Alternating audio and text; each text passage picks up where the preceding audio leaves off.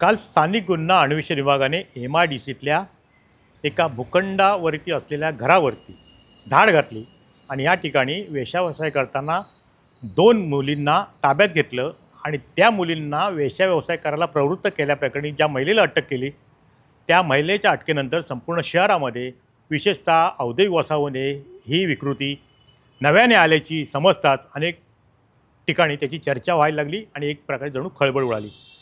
पण आपण जर एकंदरीत ह्या संदर्भात मिळालेल्या माहितीनुसार असं समजतं की संबंधित जो भूखंड आहे E69 हा सुनील गणपत प्रभू यांच्या नावाने तो भूखंड आहे।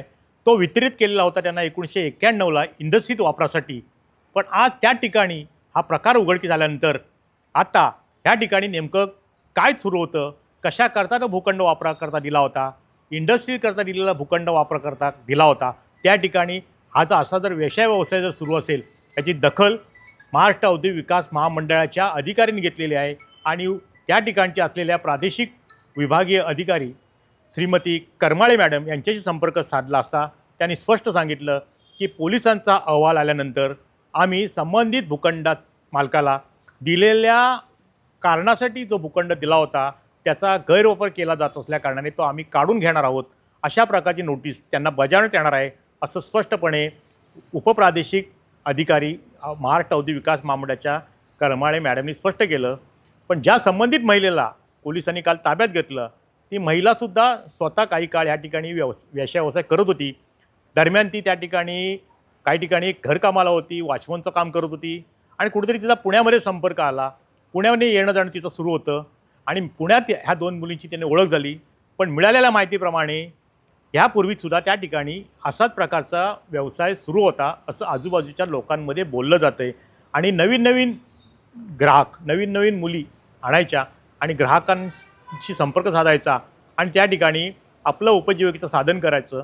साधारणपणे प्रत्येक वेळेला काही ठराविक रक्कम तिच्या पदरात पडत होती आणि उर्वरित रक्कम संबंधीच्या मुली वेश्या व्यवसाय करायला ती भाग पाडत होती, त्यांना मिळत होती, अशी माहितीसुद्धा आता काही सूत्रांकडून मिळते। एकंदरीत काय की महाराष्ट्र औद्योगिक विकास महामंडळाच्या असलेल्या ह्या भूखंडावरती ज्या कारणासाठी तो भूखंड दिलेला होता त्या भूखंडावरती मात्र जे असलेलं घर मुळात तिथं कोणतंही उत्पादन सध्या होत नाही आहे किंवा इंडस्ट्री वापरासाठी दिला आहे त्याचं हे होत नाही आहे।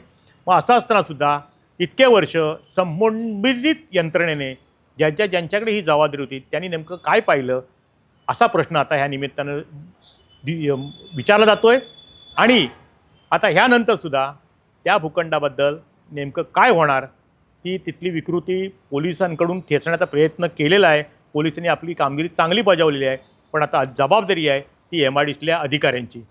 टाइम डिले करता किशोर मोरेसह शुभम पवार, रत्नागिरी। टाइम्स डिजिटलला लाईक करा, शेअर करा, सबस्क्राईब करा आणि बेल आयकॉन दाबायला विसरू नका। Times digital.